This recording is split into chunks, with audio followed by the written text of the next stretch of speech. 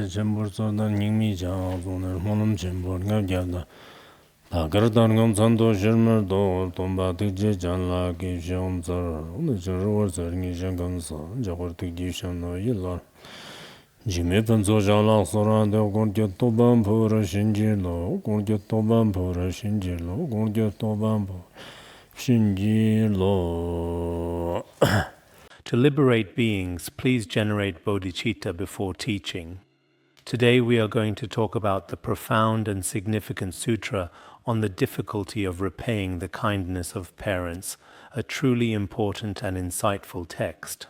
Before we delve into that, this past winter I translated this significant text. I translated the profound sutra on the difficulty of repaying the kindness of parents into the Tibetan.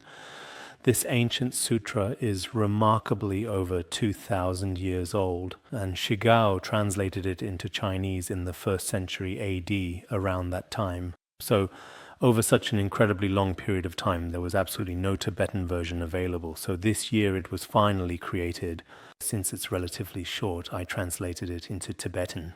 But as for transmission, there is no transmission in the Chinese tradition, and for Tibetan, the Tibetan transmission, sometimes I'm not entirely sure myself. For example, when an author composes a treatise, there is a custom of reciting the transmission for the treatise he composed. But when he composes the treatise, some of the scriptural citations within it may not necessarily have a transmission.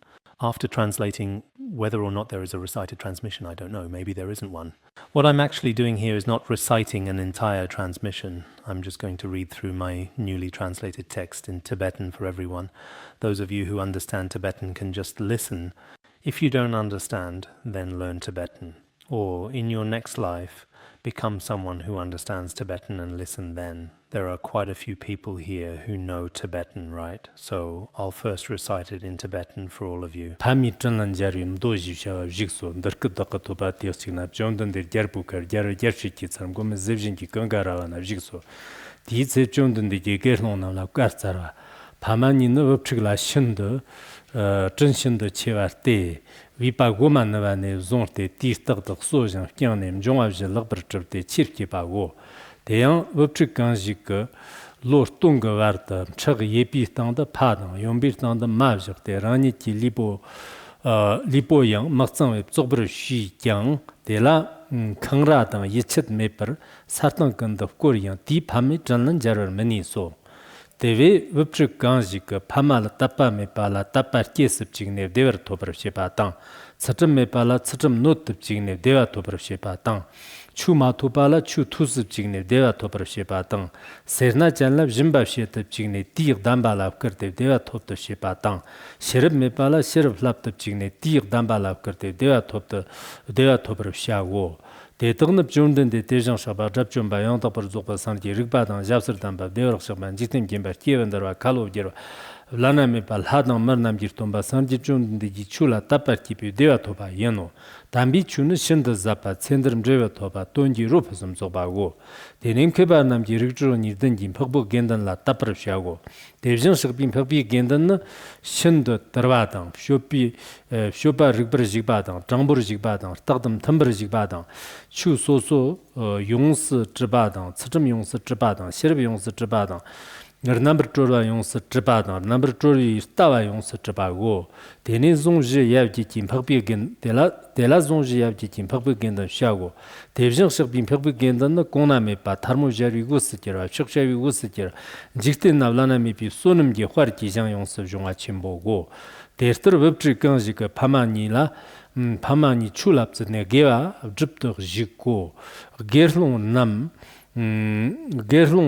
Vernila Neper Shago, Shepago, Ter Nila, Stevie Vatan Sovi Vezi Shago, Tina Gerlon Nam Kepi Vela Flapper Sherte, Tikane Chuji Rom Jon Shiro, Gerlon Namji Terter Flapper Shago, Tene Gerlon Namji Terket Tone, Jondan de Gerson Balargis Yeran de Mombro Todo.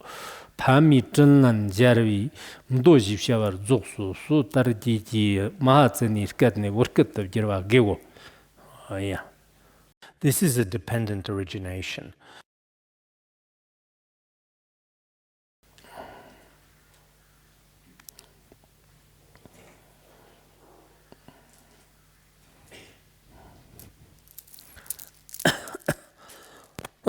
All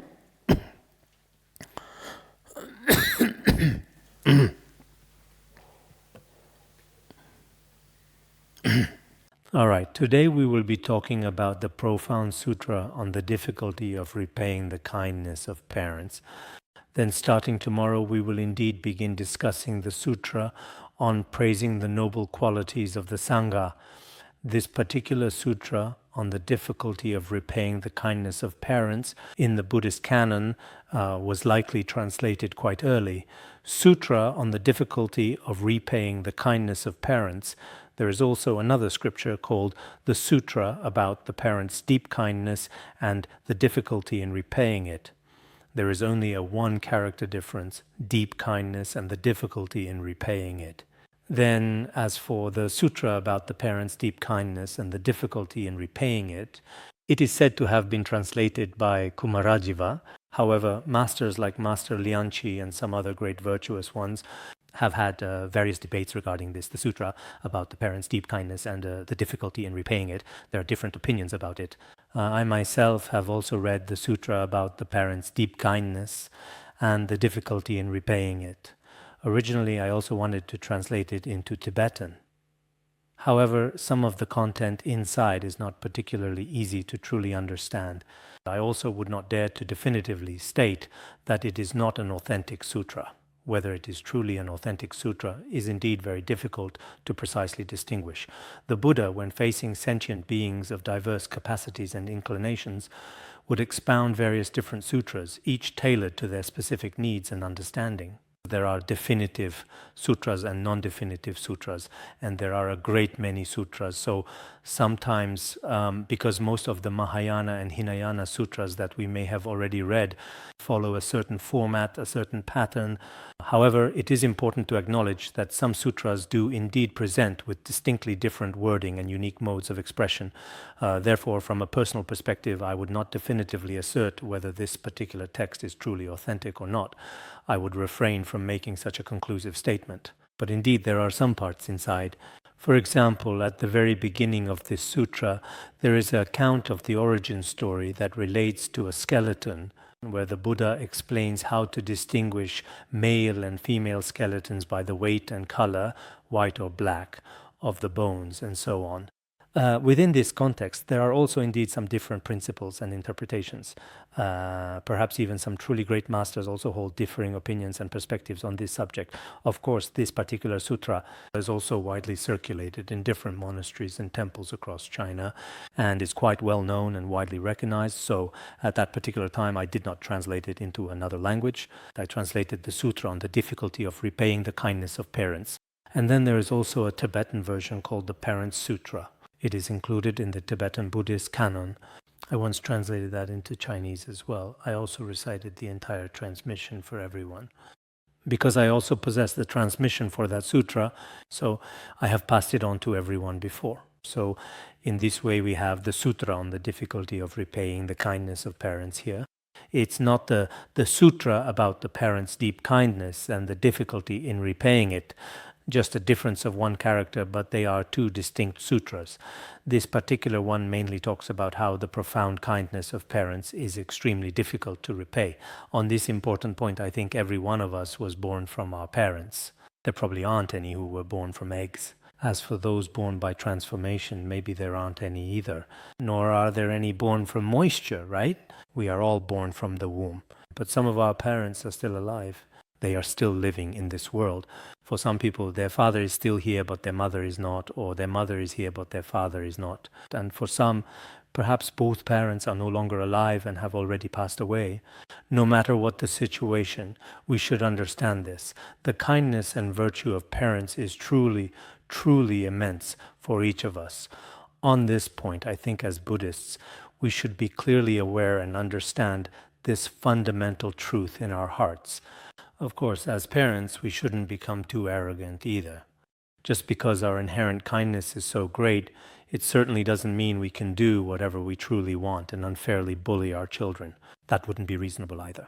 Think about it. Did you truly treat your own parents in that particular way in the past? You should also deeply reflect on how you personally treated your own parents. If you truly feel grateful for your parents' kindness, if you are genuinely grateful, remember their kindness and recognize it, then in that case you could genuinely say that you have already repaid a significant part of their kindness. But if you have absolutely no sense of gratitude toward your own parents at all, then that is a truly regrettable situation. And you often insult or bully your own children and even show discrimination toward them unfairly, then that behavior is also completely unreasonable. So I think if we study the Sutra on the difficulty of repaying the kindness of parents, personally, I truly feel that it is quite beneficial. Although, speaking for myself personally, both of my beloved parents have already passed away. My dear father, I distinctly remember, passed away in the year 1995 when he was in his early 60s.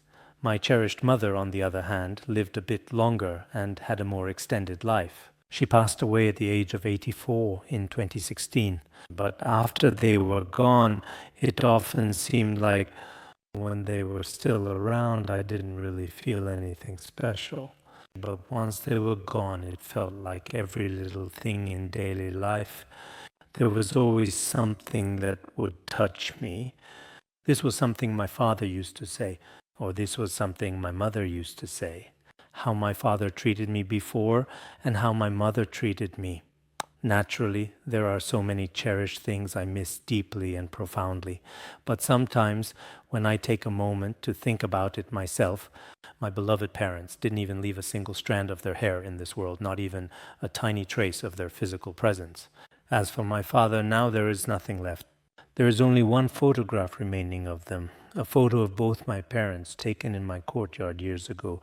As for my mother, when she had her sky burial, I carefully kept her skull. Other than that, it truly seems like there is absolutely nothing else remaining.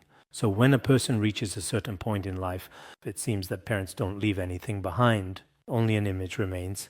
It's the same for each and every one of us personally in our individual lives.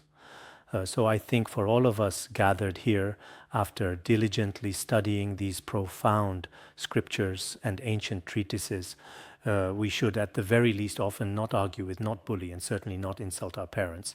Maybe they all have different expectations, and sometimes they may restrict or even torment you in various different ways. Be as tolerant and as accommodating as humanly possible, and always remember to be understanding. This is also a form of spiritual practice. So I think if everyone studies the sutra on the difficulty of repaying the kindness of parents, at the very least you will develop a sense of gratitude toward your parents, and then gradually toward all sentient beings who have been our mothers, since all sentient beings have been our parents since beginningless time. So from this perspective, we should have a sense of gratitude toward every sentient being, toward all sentient beings. We should diligently aim to achieve this significant goal. This is precisely the name of the sacred scripture that we are currently discussing. As for the esteemed translator who meticulously worked on this text, he was from the Yangtze Kingdom during the later Han period. The Yangtze Kingdom should be what is now modern-day Iran, located in the Middle East region. There was a revered Tripitaka master from that very place named Anshigao. Anshigao was relatively early in Chinese Buddhist history. It is said that he was the very first Buddhist translator in Chinese history. Some historical records describe it this way. He was actually a foreigner. At that particular time, he was probably located in the Luoyang area. The capital was also situated in the Luoyang region. He was present at that location, and at that time it is highly probable that he had journeyed from a foreign country. Consequently, he must have possessed a deep understanding of the Chinese language. It is recounted that in Luoyang, he commenced his significant work of translation during that period. He dedicated himself to this translation for approximately 20 years. Later, it seems, he also passed away in China. Some historical records indicate that he died of an illness. He passed away due to a debilitating illness. Many of the significant works he left behind still exist today and are accessible because so much time has passed. Even though it was said to be approximately 20 years at that time, most of the translations later on were probably from the Hinayana school, but some historical records now significantly differ on this point. Some say there were 96 volumes, some say more than 30 volumes, and some say there were 176 volumes. What remains today are a few scriptures like the Sutra on the difficulty of repaying the kindness of parents and similar works, but not very many. I think I mentioned before that Anshigao was actually a truly remarkable and great master. At that time, he was also the esteemed crown prince of a country. After ascending to the throne, he governed the nation for a significant period of time. Later, the various complex social and political phenomena within the country caused him to develop a profound, deep sense of renunciation and impermanence. After that, he gave up the throne completely and became a dedicated Buddhist monk permanently. Not only in this particular lifetime was he a prince who renounced the worldly life, but even in his previous 2 lives it was precisely the same indeed. I've mentioned this perhaps with Bodhicariavatara or similar. I likely covered it. Strictly speaking, regarding Anshigao, in our current way of saying it now, we could call him the 3rd Anshigao indeed, because in both his first and his second lives he actually came to China to repay his very karmic life debts. There is such a saying. The first time he came, he was also a prominent prince of the Parthian kingdom at that particular time. Then he renounced the world and deliberately came to the land of China. He came to China because he needed to repay a life debt from a previous life to someone. When he arrived in China, there was a place in the wilderness, a place where there were no people. When this venerable monk arrived at that particular location, there was present a youthful individual, a very young man. He courageously and without hesitation took hold of a sharp knife, and for no apparent reason stabbed him to death. Because of causes from his previous life, he stabbed him to death for no reason. After he died, what exactly happened next? He was subsequently reborn in the Parthian kingdom once again, specifically within the royal palace itself. Later, he again gave up the throne and became a monk. When he became a monk in his second life, he came to China again. When he came to China again, he specifically sought out the person who had killed him in his previous life. By that time, that person should have been quite old. And then he spent the night at his house. While staying there at night, he said to him, "You once killed me." That person said, "How could I have killed you?" He then explained the whole situation. He still possessed the distinct ability to recall past lives. He said, "We were in a certain desolate wilderness, and you tragically stabbed me with a sharp knife, killing me in that brutal way." At that moment, the man was extremely frightened, because apart from the 2 of them, no one else knew about this incident. Now that he said this, the man became very scared and was preparing to run away quickly. In the end, the wise monk told him, "You just don't need to run. This time I actually didn't come to kill you. I still have another life debt. You might need to be a witness for this. Tomorrow I might encounter someone who will kill me. At that time you need to testify. Actually, the person who kills me isn't doing it on purpose. It's just a karmic connection from a previous life." So he didn't run away. There seem to be different versions about what happened the next day. Some say there was a man carefully carrying watermelons with a shoulder pole. Others say that he was carrying a large amount of firewood. In any case, one side of the heavy load unfortunately fell off. When it unexpectedly fell, the heavy wooden pole swung directly and menacingly over. For no immediately apparent reason, the substantial pole forcefully struck him directly on the head. The monk died instantly on the spot. When he died so suddenly, and when the local authorities were about to sentence the man responsible, that person spoke up. The monk said, "He didn't kill me on purpose. He said yesterday that he was here to repay a life debt." Later, that person was released. So, from this perspective, Anshigao should have come to China for the 3rd consecutive time in history. The first 2 previous times were specifically to repay serious life debts to 2 different people. The last time, he became a great translator. This time, it appears that all of his debts were repaid. He translated the sacred text, Sutra, on the difficulty of repaying the kindness of parents. This story should have some basis, right? In the past, Elder Master Shu Yun, around 1955 or so, mentioned this in one of his Dharma talks. I think he must have had some basis for it. I do remember reading about it before. At that particular time, what was Anshigao's situation in China? His situation of repaying life debts. This has already been explained in detail. So then, what are we going to talk about today? Today we're discussing the sutra on the difficulty of repaying the kindness of parents. As for the translator, it was Anshigao who translated it. The time when he translated it, well, you could say it was a long time ago. So some of the expressions in the sutra aren't particularly easy to understand. When we carefully look at the sutra text and explain it in a little bit more detail, there are some specific parts that even I personally do not fully understand. But if I truly do not understand them completely, then why should I translate them into Tibetan at all? In the end, I still feel like I kind of understand it. If you don't believe me, just take a look yourselves. I think my explanation should be quite good.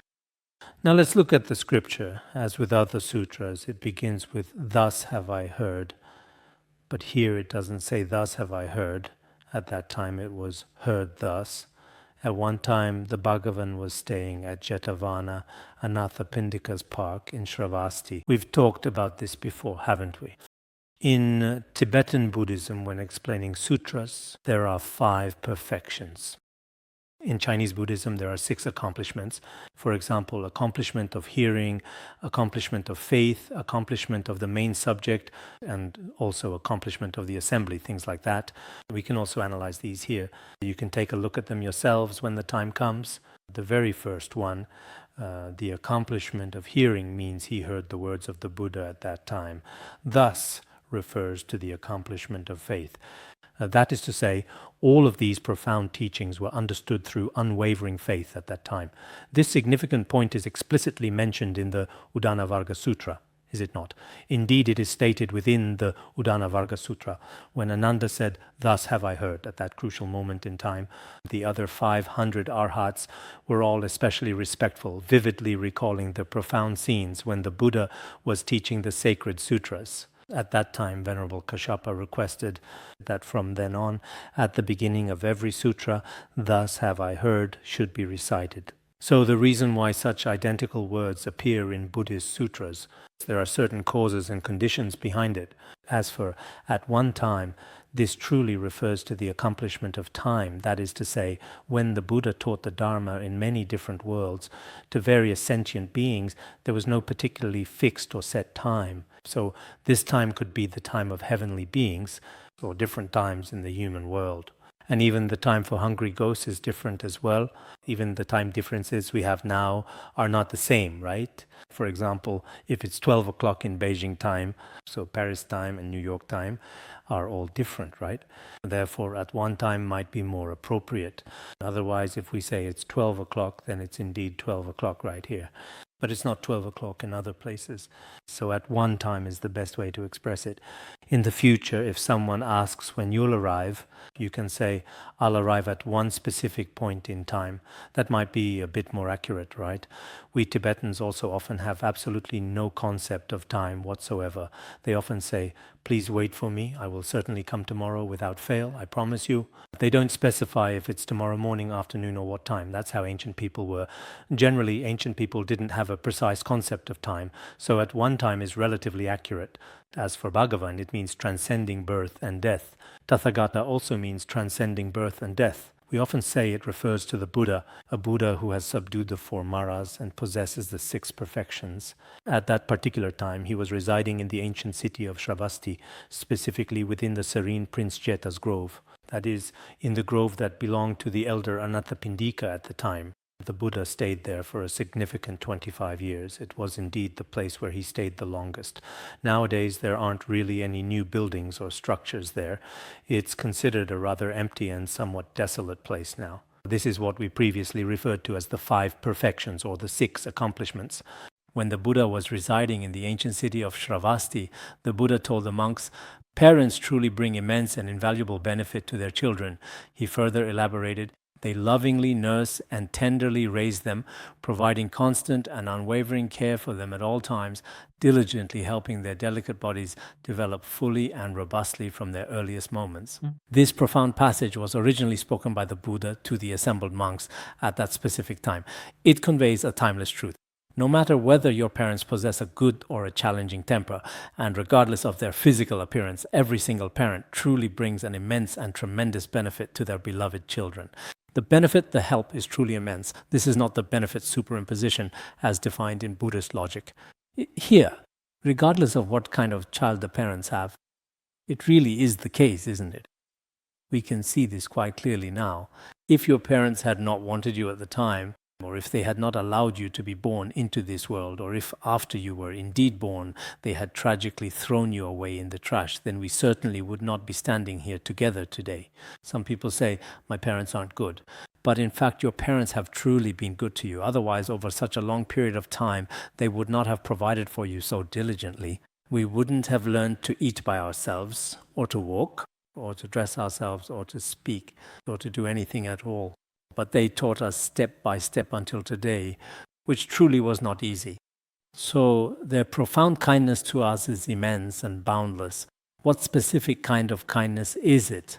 First, they gradually fed us nourishing milk and little by little patiently taught us everything we needed to learn, and also at any given time in different seasons of the year. For example, what clothes to dress you in during summer, what to wear in winter, what kind of clothes to change into at night, what kind of clothes to wear during the day, and what kind of clothes to wear when going to school, considering various situations.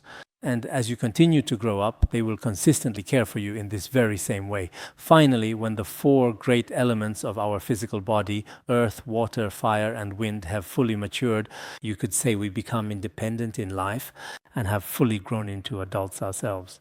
Before this point, it was always our parents who showed us such kindness. There is an ancient text from the Tang dynasty, specifically called the Liturgical Verses for Buddhist Rites. In it clearly states, though parents grow old, their compassionate grace remains unceasing. That even though parents may have grown quite old, their profound kindness and unwavering affection never truly cease, living to 100 years old, yet worrying about one's 80-year-old son. Even when parents have reached the age of 100, they still care deeply for their 80-year-old children. Even though at 80 years old, one is fully capable of taking care of oneself, the parents still worry and care a lot. This is something we all probably know. Parents 80 years old, they still care deeply for their 60-year-old children. Therefore, we understand how profound familial affection is. So this kind of parental love and kindness can truly be said to last a lifetime. Throughout their entire lives, parents are always deeply concerned and truly dedicated to the well-being of their beloved children.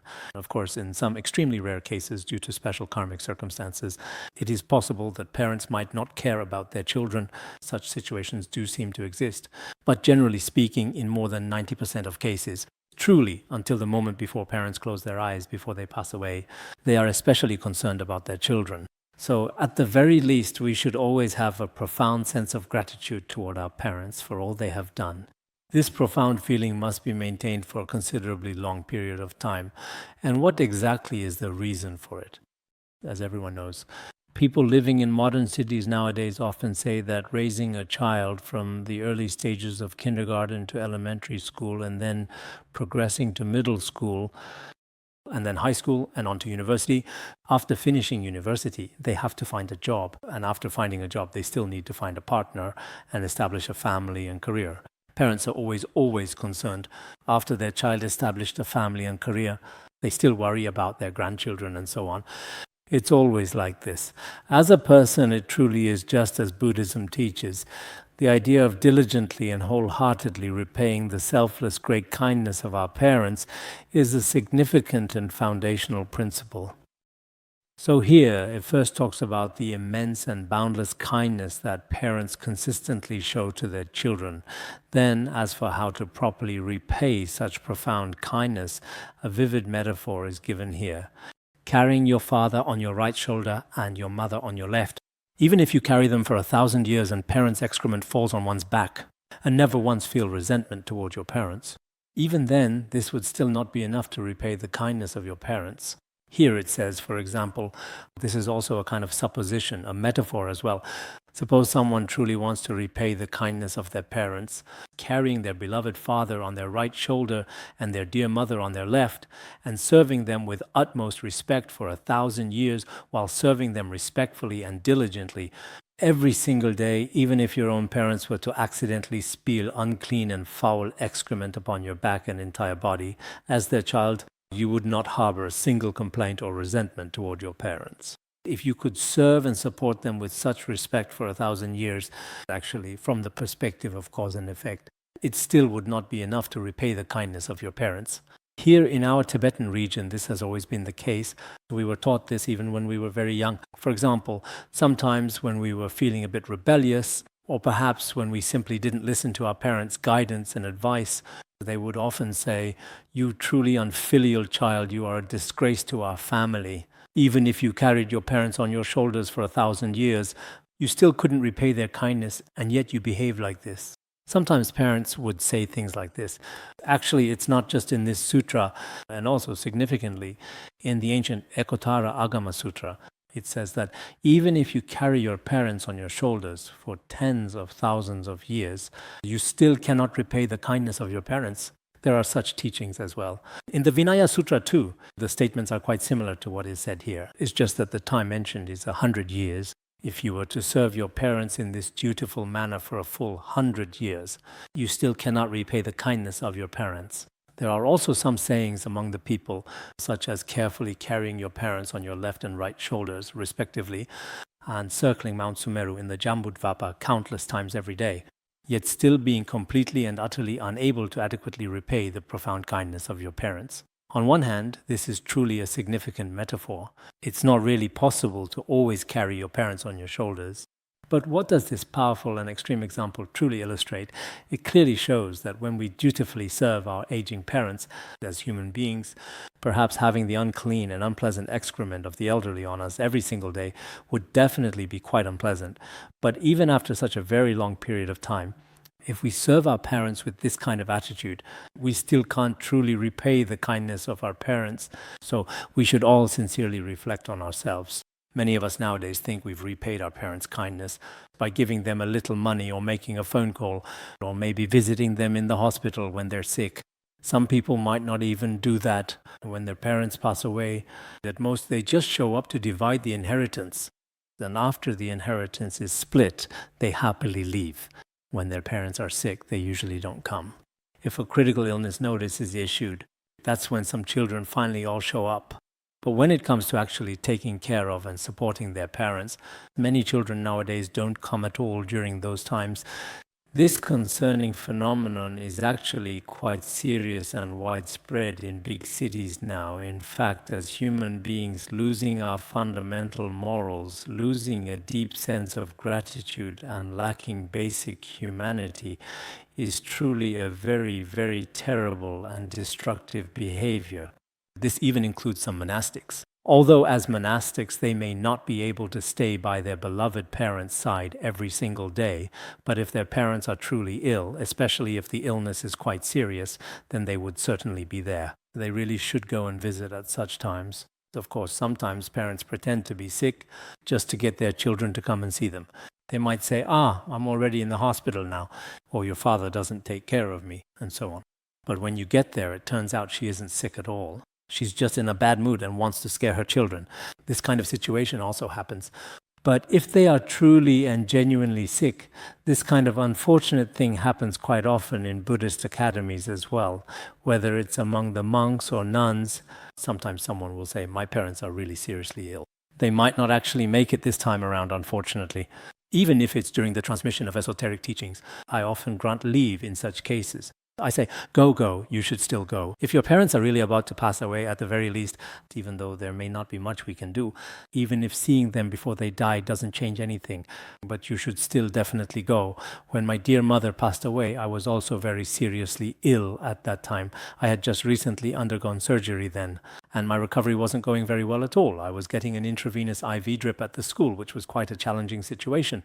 While I was on the drip, my younger brother and the others called and said it might be the end. So, with immediate action, I stopped the IV infusion halfway through its course. I then went home that very night, and I was incredibly fortunate to be able to see her that evening. My beloved mother, sadly, passed away the very next day. It was the same with my father before. At that particular time, His Holiness had just recently returned from Singapore. They said that my father hadn't eaten anything for a full 6 or 7 days. At the time, I was afraid I wouldn't get to see him. But when I eventually came back, I was fortunate to be able to see him that very same night. He then passed away the following afternoon. So sometimes as young children, I also experienced.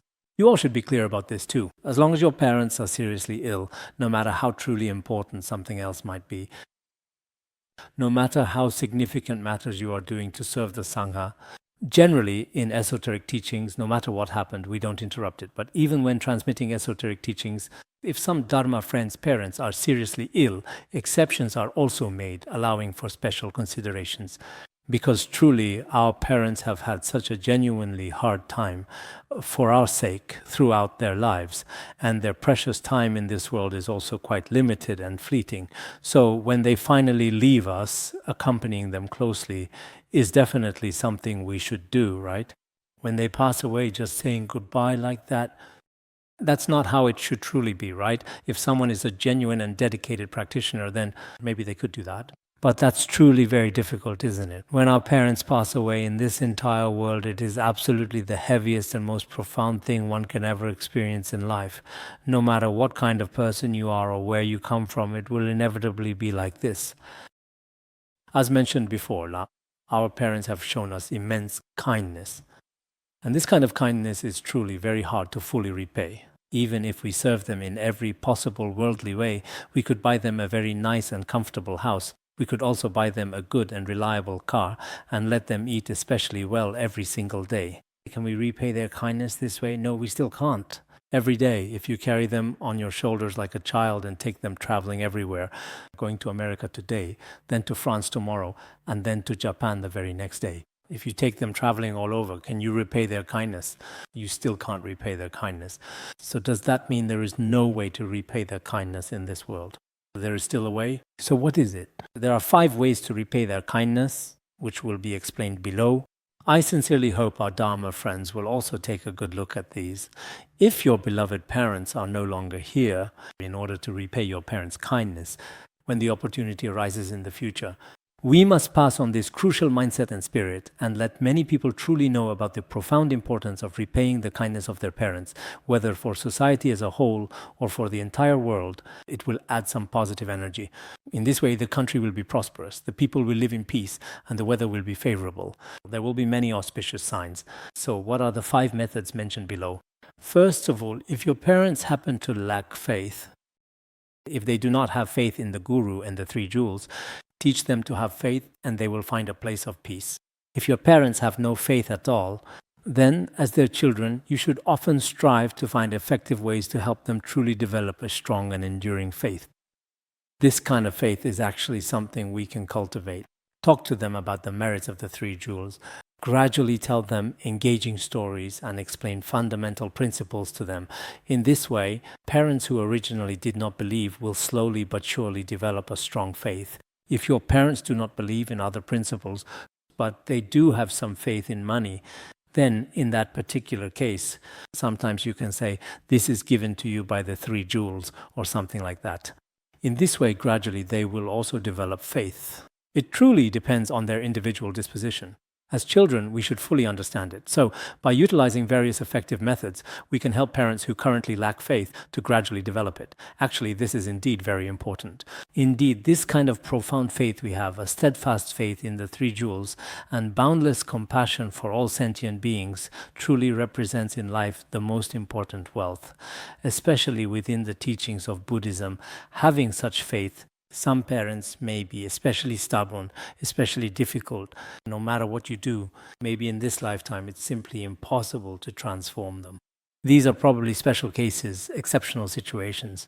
But generally speaking, for most people, especially when parents are old, if you explain many principles to them, then gradually they will develop faith. So if your parents at home didn't have faith before and gradually develop faith, then in this life they will also find peace and security, and in the next life they will also find happiness. Because if they originally had no faith but gradually develop it, it should be just like in the Buddha's biography, the noble Bodhisattva Pure Diligence, who diligently helped countless others develop profound and unwavering faith in the Buddha and put in countless eons of effort for this. So some of our Dharma friends say, so my parents are very stubborn. I've told them so many times, but they just won't listen. Now I've lost confidence and I don't bother with them anymore. But actually it's not like that. If they couldn't accept it at first, gradually over time, they will also have the opportunity to understand and embrace it. So it is important to just keep making the consistent effort. This is the first important point that we need to consider, faith. Then the second point, which is If your parents have never received any precepts before, find a way to help them receive some precepts. For example, if there is an opportunity and they truly wanted to become monastics before, let them ordain. They can receive the novice monk or nun precepts, or the full monk or nun precepts, which are very important, or have them take the bodhisattva precepts, or receive empowerment and the vajrayana precepts. If that's not possible for them, then let them take the lay precepts. Within the lay precepts, there are also partial and more complete sets of precepts that one can observe and follow. If even the lay precepts really aren't possible to uphold or maintain, let them take the refuge precepts. These are the precepts of not abandoning the 3 jewels. If even this doesn't work, then sometimes, for example, let them observe the 8 precepts for lay people for a day and a month. In this way, even if one keeps just a single precept for one day, the merit from this is also inconceivable. Just as it is said in the Samadhi Raja Sutra, in the degenerate age, the merit of keeping precepts for even a single day far surpasses the merit gained in a perfect eon by making offerings of all kinds of jeweled banners and garlands to the Buddhas and Bodhisattvas. This has also been used as an example before. Also, in the Infinite Life Sutra, it is said, observing the precepts and maintaining purity for one day and one night surpasses doing good deeds in the land of immeasurable life for 100 years. The meaning is that in this degenerate world, especially in the human realm, even if one observes a single day of dedicated fasting compared to the land of infinite life, the pure land of ultimate bliss, and the profound merit of diligently keeping precepts there for a full 100 years, the merit of upholding precepts in our degenerate world is greater. This is especially difficult to accomplish. Therefore, for some lay practitioners, and for parents as well, even if you let them observe a single day of fasting, or observe even a portion of the lay precepts, the merit from this is indeed extremely great, because precepts are indeed the very foundation of all spiritual merit. Some of us monastics have always maintained a very pure and strict discipline, not eating after the noon hour, strictly observing the fasting without any interruption whatsoever, and this includes many dedicated lay Buddhist practitioners nowadays as well, in fact, truly. For example, on the 15th, 30th, and 8th days of the lunar month, they often observe the 8 precepts of fasting, such as abstinence from food and meditation, or uphold the 3 refuges and 5 precepts. This is extremely important. If you have the opportunity, and your parents have never observed any precepts before, helping them to uphold even a single precept brings inconceivable merit. In this significant way, you also help them truly attain peace and security in this present life and the next. This is indeed the second crucial point. The third is, not having heard, if they have never heard the profound Dharma before, find a suitable way to let them listen to these essential teachings. In this way, you help them attain peace and security. Upon hearing the Dharma, every single one will attain Buddhahood. This is also mentioned in the Lotus Sutra. If one has heard the Dharma, there is not a single person who will not become a Buddha. Gradually, everyone can eventually attain the fruit of perfect enlightenment, which is the ultimate goal. Therefore, it is extremely important to have the profound opportunity to hear the sacred teachings of the Dharma over a very long period of time. I often find myself thinking this way too. Even if it's just for a very short time, the incredible merit of giving a single profound teaching is truly immense and far-reaching. The dedicated Dharma teachers all have such a strong and unwavering aspiration in this important regard. And as for the sincere Dharma friends, recently everyone's faith in listening to the Dharma has also become even stronger. This is also necessary because when it comes to our opportunity to hear the Dharma, this is how I see it, it is only within a limited period of time. It's not something we have for the long term. In the past, when we listened to the Dharma in front of many of the elder teachers, we were very happy at the time. But such joyful times will change. Once we no longer have such opportunities, we feel, I should have listened to more Dharma back then. There will be such regrets. And therefore, truly listening to the profound Dharma is very rare indeed in this degenerate age. Moreover, before and after each and every time we listen to the Dharma, I often think this way. Recite the King of Aspiration prayers once before and after, the aspiration at the beginning and the dedication at the end. In this way, life is truly meaningful. I also hope that if there is an opportunity, everyone's genuine enthusiasm for the Dharma and for listening to the profound Dharma teachings is extremely important and valuable. Some dedicated people, no matter what difficult circumstances or challenges happen to them, their listening, contemplation, and practice are never interrupted. This is very important. If you do not possess a truly strong mind, your diligent listening, thoughtful contemplation, and consistent practice can be easily cut off by the simplest of external circumstances. I think some people, when they encounter even the slightest issue, either become very timid and hesitant, or their overall health is quite poor, or their mood is genuinely bad. And it's very easy for their faith and enthusiasm for listening and contemplation to be destroyed. As for some people, they become even more resilient and significantly stronger when they're faced with substantial adversity. So I firmly believe that no matter what challenges may arise, our diligent listening and contemplation should always be something we consciously and actively strive for at all times and in every situation. This is truly very important indeed. Otherwise, sometimes when we see the degenerate age, there are fewer favorable conditions and more adverse ones. Especially for some people, these so-called adverse conditions are not even obstacles at all. But for some people, when they encounter even the smallest issue, they become a completely different person from then on. In the past, they were incredibly arrogant and truly thought they were something exceptionally special, but later they became as incredibly fragile as a drop of water exposed directly to the sunlight. They cannot handle the pressure, and they are consumed by an overwhelming sense of fear, Lama Chin. Really, sometimes it's still obvious. People may all look the same on the surface, people are similar on the outside, but when it comes to a person's inner qualities in terms of how we talk about it now, IQ, adversity quotient, and emotional intelligence are all different. Some people do have a high IQ, they're quite good, they seem to understand everything, but their emotional intelligence is quite poor. They don't get along well with anyone. There's always this conflict or that conflict. They talk about this person's faults, then that person's faults.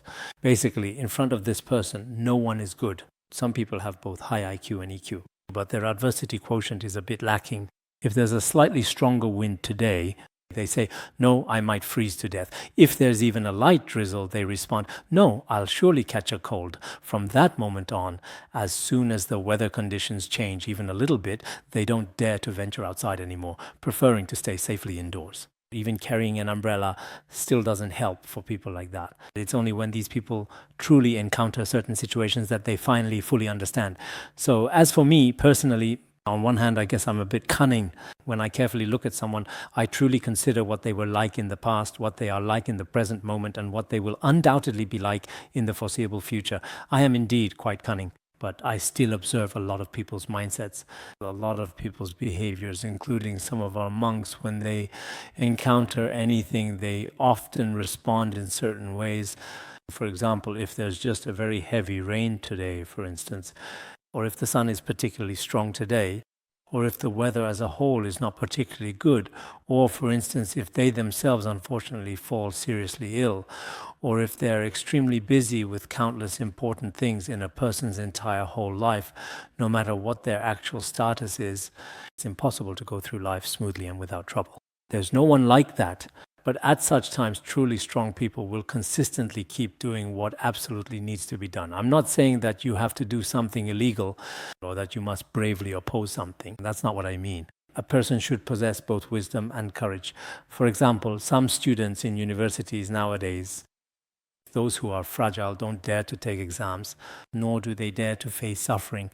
And in the very end, some individuals even choose to commit suicide. It's precisely the same situation among Buddhist practitioners and monastics. So I truly think that for practitioners who diligently listen to the Dharma, study and practice, it's exactly the same. Everyone should also have a relatively, as for myself, I don't really know. When it comes to myself, others ask, do you have any special powers? I have nothing at all. I don't have transcendental merits. Some people ask me worldly merits. As for worldly merits, I think my IQ is pretty average, but my emotional intelligence is quite good. I get along well with just about anyone.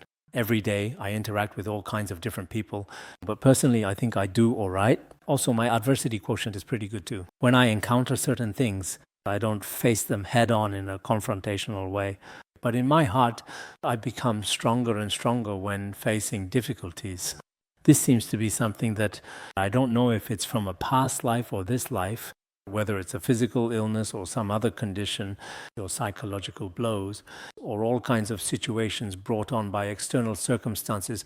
No matter what happens to me, on the surface, I might seem very fragile, quite just like any ordinary person. But deep inside, within my very heart, I probably will not lose my faith because of various external conditions and surrounding circumstances. I will not go and choose this or that particular option because of them. That probably won't happen. So I think for each and every one of us who practices, we should also diligently cultivate ourselves well. At the same time, for our beloved parents, if we can give them the opportunity to hear the Dharma, to listen and contemplate, this is also a third way to repay their kindness. This is the third one. The fourth very important point is, in fact, for those who are stingy and greedy, teach them to be generous, encourage them to enjoy giving and learning so they may find peace and comfort. If parents are rather stingy and quite greedy by nature in their daily lives, if they are reluctant to part with anything for people like this, try to explain to them the merits of giving, the virtues of being charitable and generous. In this way, gradually, they will become willing to give material offerings. Also, encourage them to enjoy these teachings. Giving the Dharma, giving material things, encourage them and often explain these principles to them. In this particular way, they might become more willing to openly share their own personal belongings and possessions with others, whereas before they were extremely stingy and had nothing to give. It's like in the Buddhist scriptures, there's a story about parents who were extremely stingy. Their child gave them some money to offer to the monks, but they firmly refused. They buried it secretly in the ground and then deliberately lied about it. Later, after they died, they became truly hungry ghosts, which was indeed terrifying. Then they sought out their own son, who had become a monk and attained the state of Arhat. Later, he himself said, "At that time I was extremely stingy and simply couldn't bring myself to give anything away. I buried all my wealth in a certain place." At that time, he asked the son to make offerings on his behalf. After he used that money to make offerings and support the monastic community, even though the form as a hungry ghost had changed, he still became a penny pincher and once again turned into a hungry ghost. Sometimes sentient beings may be bound by the karma of their past lives and are unwilling to part with anything at all. In such particular cases, we should also actively encourage our parents to release some living beings or make some generous offerings or help them in various skillful means to do so. In this way, this is also a form of repaying their kindness. This is the fourth significant way to repay kindness. The fifth and also the final and most crucial one is for those individuals without wisdom, teach them to become wise and discernment. Encourage and delight in teaching so they may find peace and security. If they lack wisdom, of course, the wisdom referred to here is the transcendent wisdom, specifically the profound realization of emptiness. We should help them gradually develop the wisdom that comes from hearing, contemplation, and meditation. Here, the word xia, nowadays seems to carry a somewhat negative connotation, meaning cunning or clever, something like that. But in ancient times, it also profoundly meant wisdom. So we should actively help them develop this essential wisdom. We should diligently help them gain strong confidence in the profound teachings related to wisdom. For example, the comprehensive wisdom of Prajnaparamita, or the concepts of non-self, emptiness, and impermanence, and explain to them the principles of samsara and cyclic existence. Just as it is stated in the Mahaprajnaparamita Shastra, to the sleepless, the night seems long, to the weary, the road seems long, to the foolish, life and death seem long, all because they know not the true Dharma. If we are unable to sleep, the night can feel incredibly long and drawn out. If we are tired, the road seems endless. For sentient beings who are truly ignorant, the cycle of birth and death is indeed very long. The reasons for all of this are entirely due to our complete ignorance and a fundamental lack of understanding. The main cause is not knowing the true Dharma. Therefore, whether it's for our beloved parents or for ourselves, if someone unfortunately lacks profound wisdom, we should certainly help them diligently develop and cultivate that essential wisdom. So, the aforementioned points are generally considered to be the very important and invaluable 7 noble treasures. As for these 7 noble treasures, they are faith, discipline, learning, generosity, and wisdom, these 5 essential qualities. On top of these, one should also add a sense of shame and conscience, having a proper sense of shame and having a deep sense of remorse. In this way, these are indeed the 7 noble treasures. This is also summarized in other scriptures. For example, in the Itivuttaka, it is said, when parents are lacking in faith, moral conduct, scriptural knowledge, charitable giving, and wisdom, if their children guide them to develop these virtues, this constitutes genuine filial gratitude. there is indeed such scriptural evidence. If parents previously lacked faith and discipline, lacked learning and wisdom, and also generosity and truly wisdom, then as children, we should find ways to help our parents cultivate the 5 noble treasures just mentioned. In this way, we can truly and genuinely repay their kindness. So, do we have a way to repay their kindness? Yes, we do. Actually, in the Sutra on the difficulty of repaying the kindness of parents, among the 7 noble treasures, only the first 5 are mentioned. The latter 2, shame and remorse, are not discussed. Having shame and remorse is not mentioned. So, we should each take a moment to deeply reflect on this ourselves. In today's important lesson, the main focus is to thoughtfully reflect on our own personal attitude toward our parents. Have we ever truly repaid their immense kindness and unwavering support in this regard? Some people may have done so to some extent. For parents who lack faith, some have helped them develop faith. But perhaps they haven't helped their parents take precepts. Some people may have helped their parents take precepts, but their parents only became lay practitioners. They have never helped their parents listen to the Dharma. Some have helped their parents listen to the Dharma, but not to practice generosity. Some may have helped their parents practice generosity, but have not helped them develop wisdom. So for ourselves, I hope that today this sutra is quite easy to understand on the surface. But in actual practice, we should deeply reflect on ourselves. I myself have genuinely reflected on this in the past as well. At that time, it wasn't because I had diligently studied this scripture that I did these things for my parents. But in fact, speaking personally regarding my parents, I have always strived to do my very best for them. My parents already had faith. Much of my faith came from them. In this respect, it wasn't me who helped them develop faith. The precepts, I helped them take the lay precepts. Later on, they even received monastic ordination, so that happened as well. As for listening to the Dharma, when His Holiness was still alive, they also attended many teachings. At first, they didn't want to come to the lay practitioners' center. When they first came to the Larung Lay Practitioners Center, there were only 4 or 5 people. At that time, His Holiness saw this. In 1993, when he went to the West, he wanted to accept lay disciples. I was very happy. I said, if His Holiness establishes a lay practitioners center, I find a way to bring my parents over. His Holiness asked, are you really able to do that? I replied, I think I can manage it. At that time, my parents and about 4 or 5 lay practitioners were there. There were just a few people at the very beginning. I brought my parents to the lay practitioners center. Then after a couple of years, my father passed away. He actually really wanted to attend more classes at the lay practitioners center, but perhaps his merit had run out. He did observe the precepts and listen to the teachings. As for generosity, I suppose it was acceptable. Sometimes they would make offerings themselves. In terms of wisdom, originally they were both illiterate, but overall they still often listened to the teachings. Generally speaking, their minds should have had the right view. So I have also reflected on this myself. How well have I truly done myself in this particular endeavor? I also sincerely hope that all our esteemed Dharma friends can diligently follow and adhere to these 5 crucial points. In the future, let us start with ourselves and with our own parents. If your parents have already passed away, then perhaps in this lifetime there is nothing you can do. You can dedicate your accumulated merits and good deeds to your parents. These are the 5 distinct and significant ways to repay the immense kindness of our parents mentioned earlier. Next, in this particular scripture, only the aspect of faith is thoroughly discussed. The other aspects are not explicitly mentioned. Faith is explained in a bit more detail. It refers to taking refuge in the 3 jewels. What does such faith mean? What should we have faith in? It is a faith in the Tathagata's 10 epithets. Here, perfectly true, equally enlightened is specifically mentioned. It's the same as what we usually recite and acknowledge. It's just that the translation method is different. Perfect in wisdom and conduct, well gone one.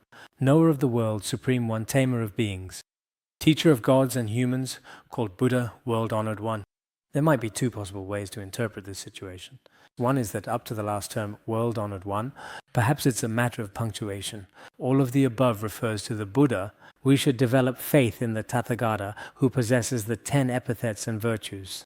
This is taking refuge in the Buddha, that is to say, developing faith in the Buddha. This is the first crucial point, because when it comes to the Buddha, even having just a little bit of faith in him, or performing even a small virtuous deed for him, the merit is truly inconceivable, just as it is stated in the Great Compassion Sutra. If any sentient beings generate faith in the Buddhas, such wholesome roots will never perish or be destroyed. If any sentient being takes the Buddha as the object of their devotion, even if they generate just a little faith in his presence, Offer a single beautiful flower or pray or recite the Buddha's name. Such profound roots will never be destroyed or lost, even until the very end of samsara. These actions are extremely meaningful and significant. Therefore, we should first encourage our parents to take refuge in the Buddha and have faith in the Buddha. Moreover, encouraging them to truly recite the Buddha's name and make prostrations is truly and profoundly important. By having unwavering faith in the profound Dharma teachings, one ultimately attains a place of genuine peace and lasting security. The following may indeed be about having deep and abiding faith in the Dharma. So what kind of Dharma should we have faith in? Even the punctuation marks in the Tripitaka, maybe it would be a little better to put it this way. Then, teach your parents to have unwavering faith in the sacred Dharma teachings. In this way, they will attain a place of peace and security. Have faith in the realized Dharma and the teachings of the Tathagata. In this way, parents can attain a true and lasting place of peace and security of mind.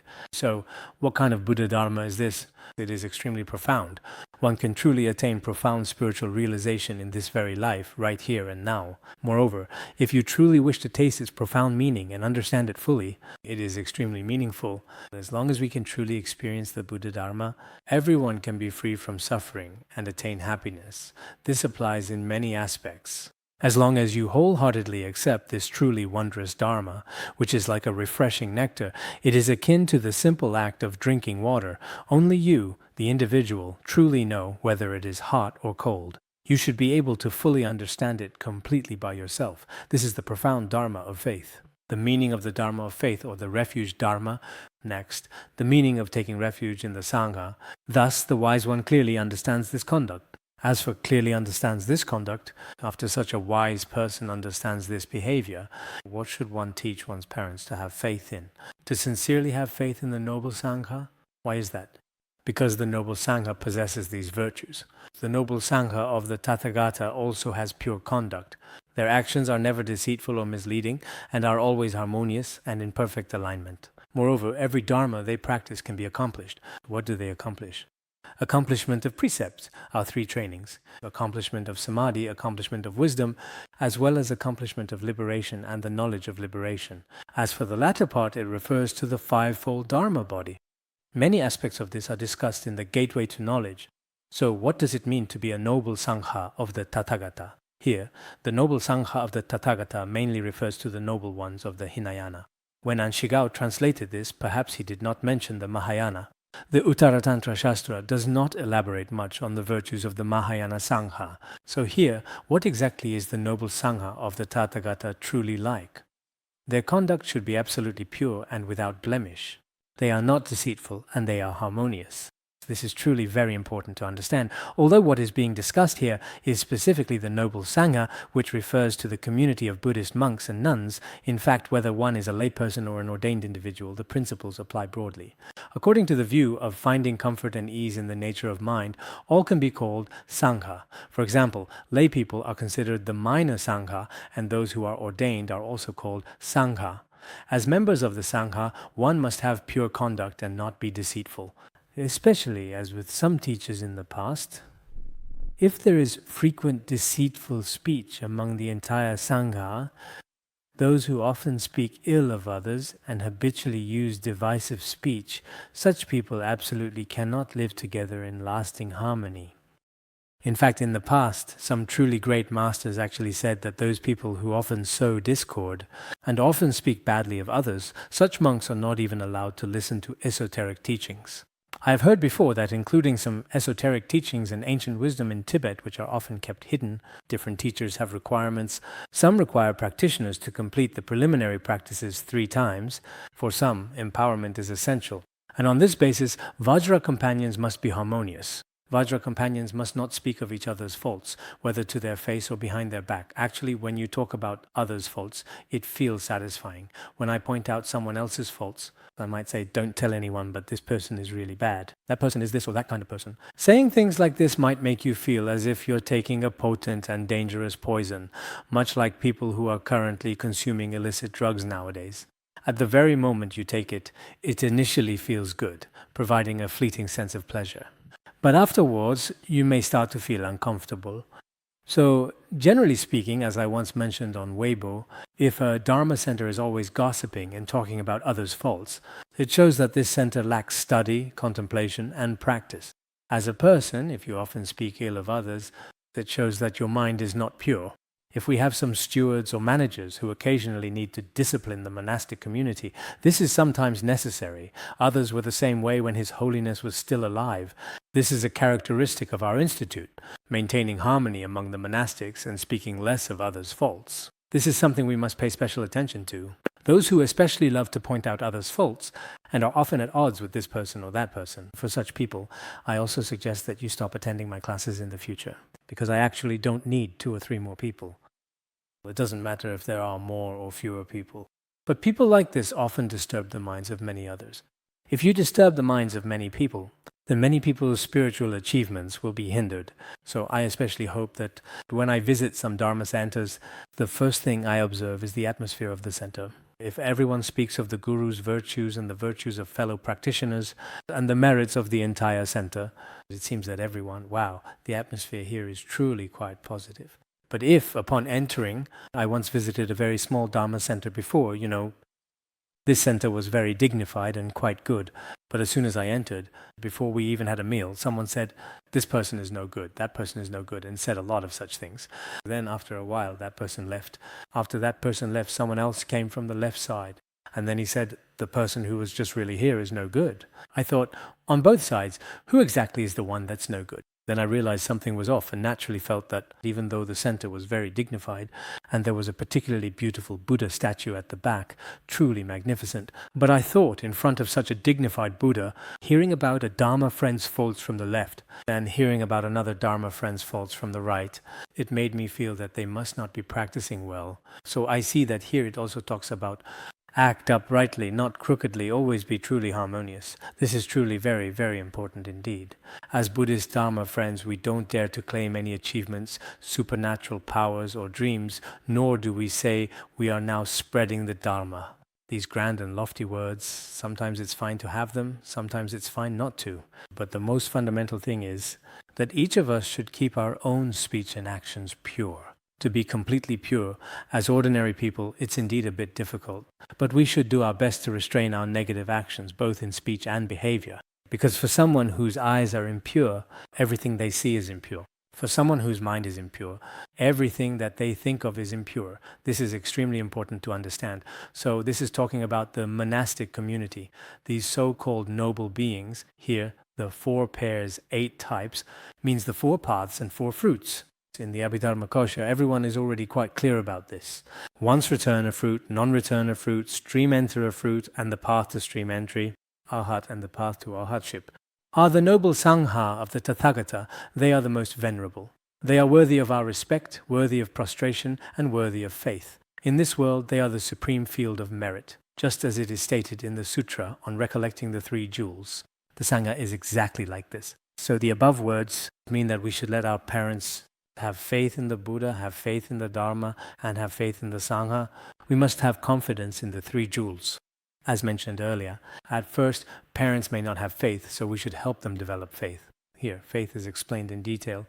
While other aspects such as learning and the precepts are not extensively discussed here, this profound sutra can already be considered entirely complete. As for the following words, the content that comes immediately after such children, it refers to children who are exactly like this, who should teach their parents to practice kindness. We should gently guide our parents to do good deeds in this particular way.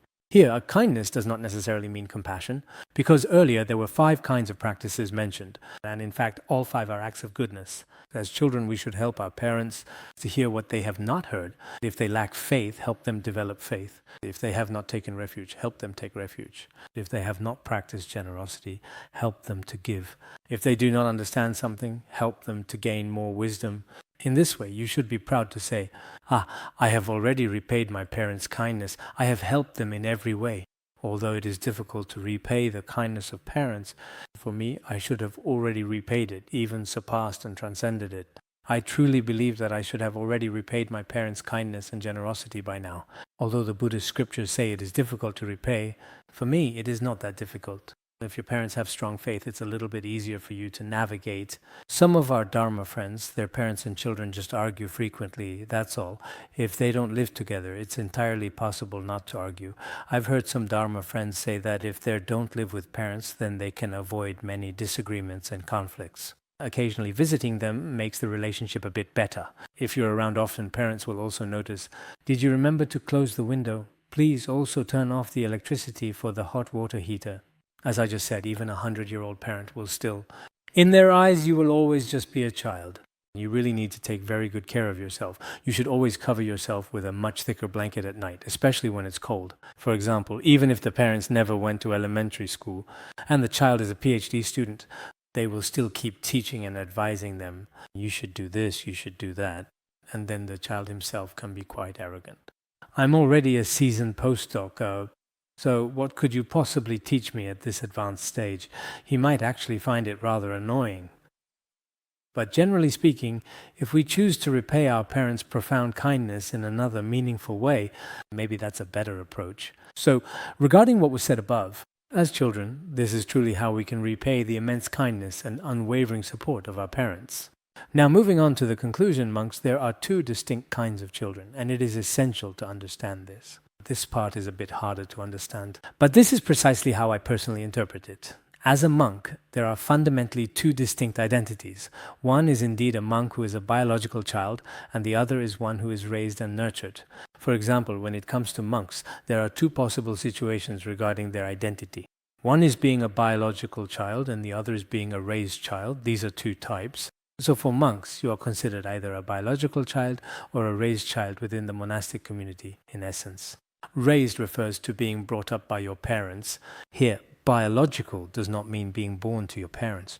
When we talk about biological here, it usually refers to Shravakas and Pratyekabuddhas. Shravakas and Pratyekabuddhas, by hearing the profound teachings of the Buddha and the noble ones, if they truly attain the ultimate fruit of arhatship, they are indeed called Shravakas.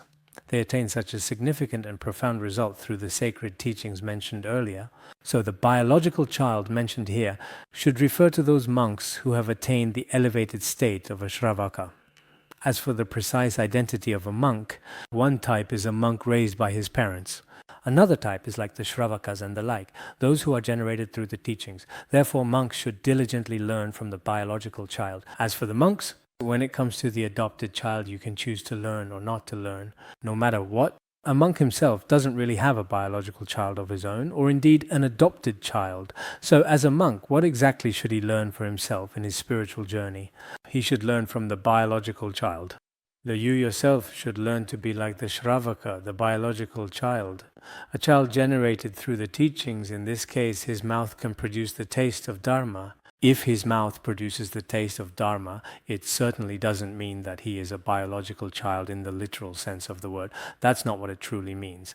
As for a monk, for example, because the one making the request at that time was the assembly of monks, and monks also have two types of identity. One is the biological child, the other is the adopted child. So what is the biological child? The biological child is one generated through the teachings and ultimately attains the fruit of a Shravaka, like this. In this way, his mouth produces the taste of Dharma, the nectar of the Buddha's teachings. As a result, many more biological children can be nurtured. It is also possible for many disciples to emerge, so this should be explained in this way. Thus, monks, you should train yourselves in this manner. At that time, the monks, having heard the Buddha's words, joyfully accepted and practiced them. With this, the sacred sutra can now be considered fully complete and comprehensive, bringing its teachings to a close.